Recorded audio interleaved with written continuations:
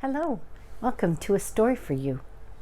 We are reading Little House in the Big Woods from the Little House series by Laura Ingalls Wilder, with the pictures by Garth Williams. Chapter 2, Winter Days and Winter Nights. Here's a picture.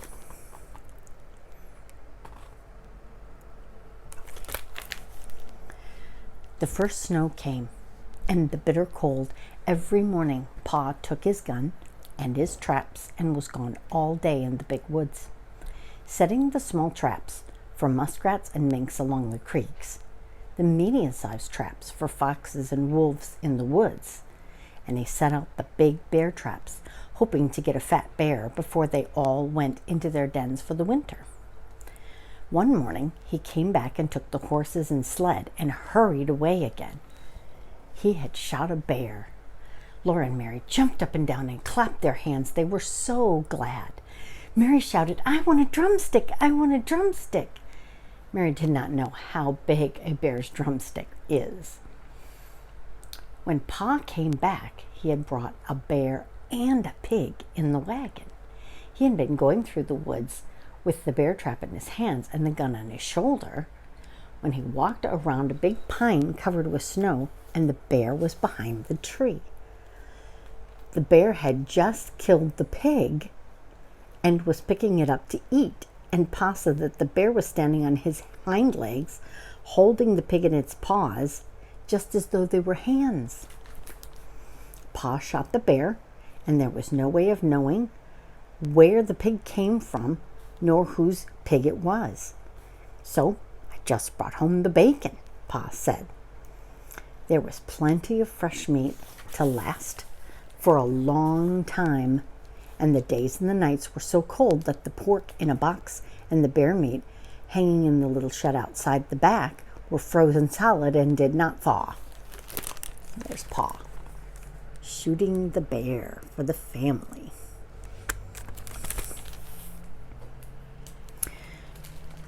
When Ma wanted fresh meat for dinner, Pa took the axe and cut off a chunk of frozen bear meat or pork.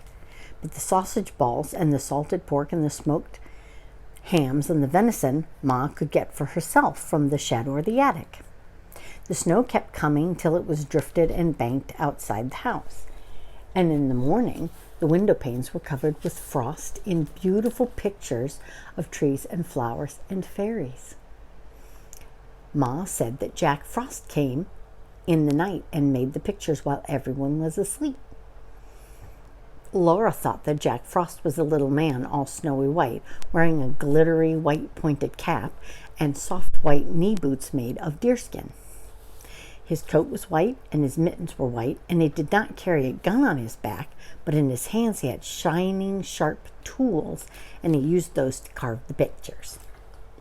Laura and Mary were allowed to take Ma's thimble and make pretty patterns of circle in the frost on the glass, but they never spoiled the pictures that Jack Frost had made in the night.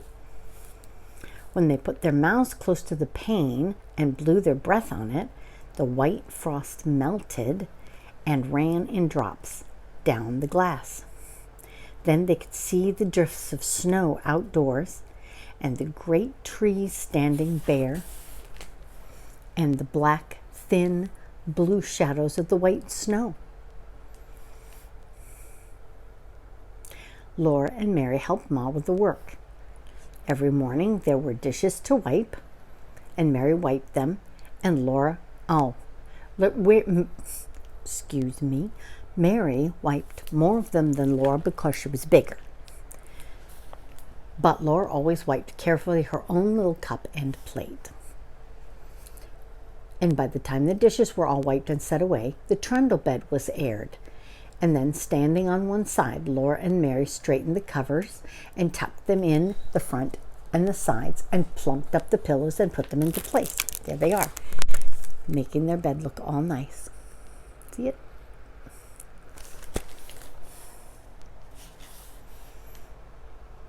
Then Ma pushed the trundle bed into place under the big bed. After this was done, Ma began the work that belonged to that day. Each day had its own proper work, Ma used to say. Wash it on Monday, iron on Tuesday, mend on Wednesday, churn on Thursday, clean on Friday, bake on Saturday, rest on Sunday. Laura liked the churning and the baking days best of all the week. In winter, the cream was not yellow as it was in the summer, and the butter churned from it was white and not so pretty. Ma liked everything on her table to be pretty, so in the winter she colored the butter. After she'd put the cream in the tall crockery churn and set it on the stove to warm, she washed and scraped a long orange-colored carrot. Then she grated it in the bottom of the old leaky tin pan that Pa had punched full of nail holes for her, and Ma rubbed the carrot across the roughness. When she had rubbed all through all the holes, she lifted the pan with a soft, juicy mound of grated carrot. And she put this in the little pan of milk on the stove, and when the milk was hot, she poured milk and carrot into a cloth bag. And then she squeezed the bright yellow milk into the churn, where it colored all the cream. And now the butter would be yellow. Laura and Mary would be allowed to eat the carrot and milk after it had been squeezed out. Mary thought she ought to have the larger share because she was older, and Laura said she should have it because she was littler, but Ma said they must divide it evenly. It was very good. And when the cream was ready, Ma scalded the long wooden churn dash and put it in the churn and dropped the wooden churn cover over it. The churn cover had a little round hole in the middle, and Ma moved the dash up and down through the hole, and she churned for a long time. And Ma could sometimes churn Mary could sometimes churn while Ma rested, but the dash was too heavy for Laura. So there's Mary churning, helping Ma churn the butter. At the first splashes of cream showed thick and smooth around the little hole, and after a long time they began to look grainy, and then Ma churned more slowly, and on the dash began to appear tiny grains of yellow butter. And when Ma took the churn cover, there was the butter in a large golden, drowning in buttermilk. Then Ma took out the lump with a wooden paddle into a wooden bowl, and she washed it many times in cold water, turning it over and over and working it on the paddle until the water ran clear. And after that, she salted it. Now came the best part of churning. Ma molded the butter, and on the loose bottom of the wooden butter mold, she carved a picture of a strawberry with true strawberry leaves. And with the paddle, Ma packed the butter tightly into the mold until it was full. And then she turned it upside down over a plate and pushed it onto the handle of the loose bottom.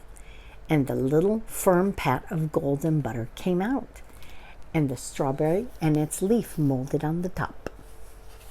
Laura and Mary watched breathlessly, one on each side of Ma, while the little golden butter pats, each with its own strawberry on top, dropped onto the plate as Ma put all the butter through the mold, and Ma gave them each a drink of good fresh buttermilk.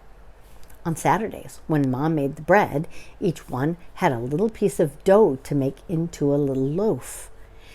And they might have had a bit of cookie dough, too, to make little cookies. And once Laura even made a pie with her little patty pan.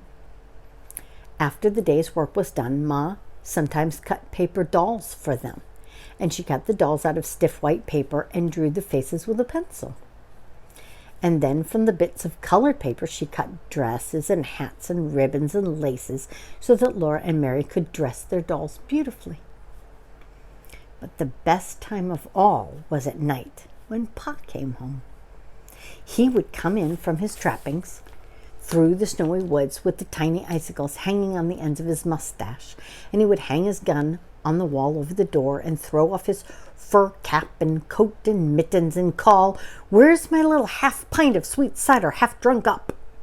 That was Laura, because she was so small.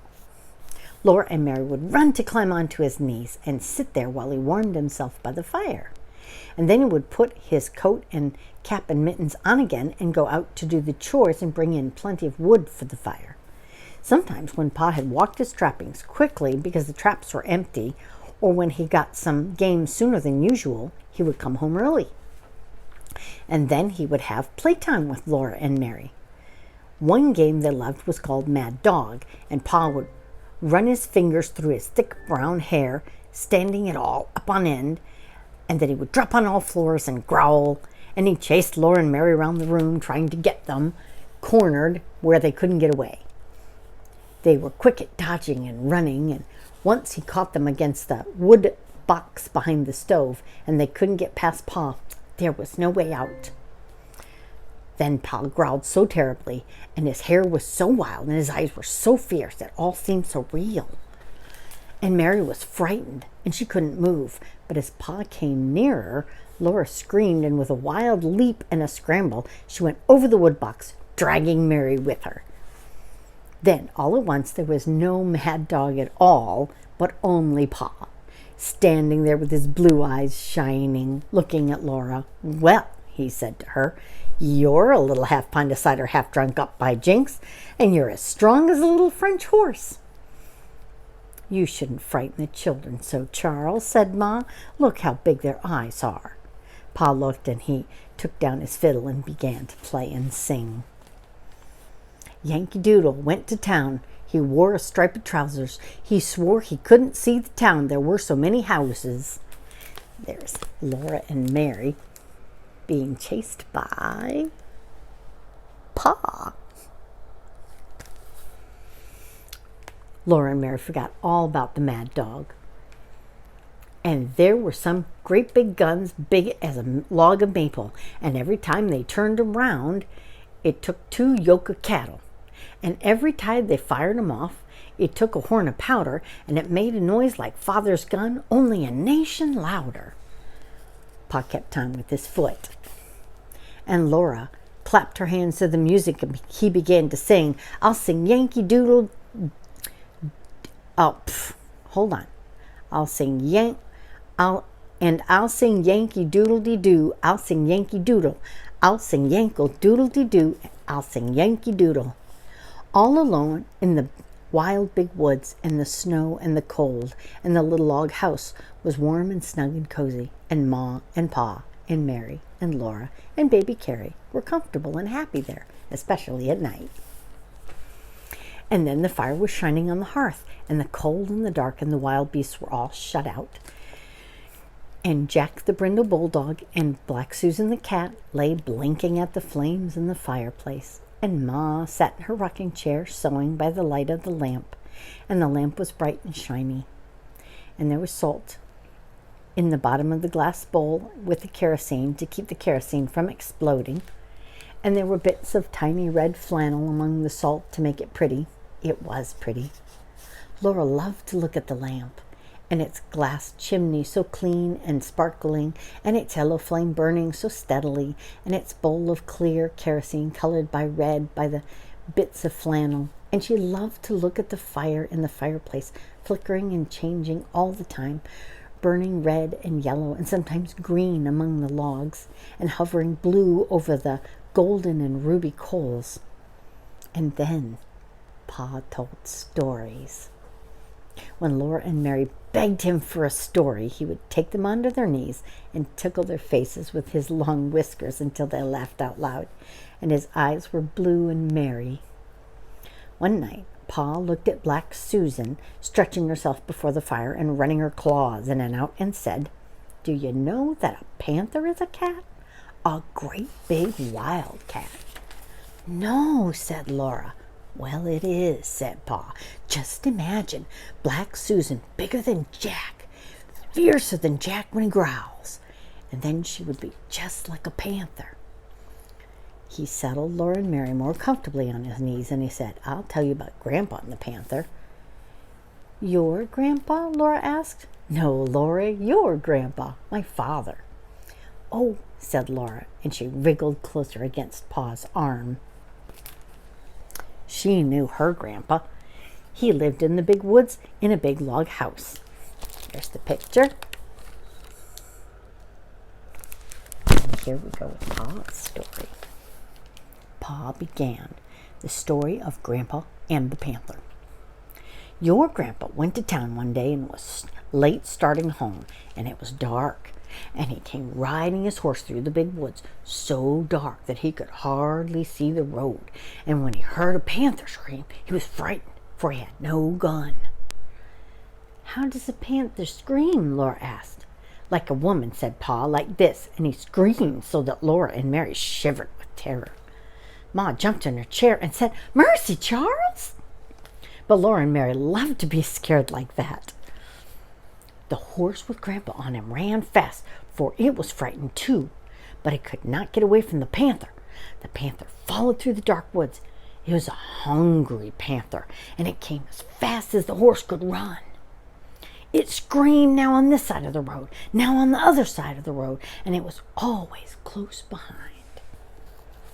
Grandpa leaned forward in the saddle, and he urged the horse to run faster, and the horse was running as fast as he could possibly run, and still the panther screamed close behind him. There's Grandpa on his horse and the panther.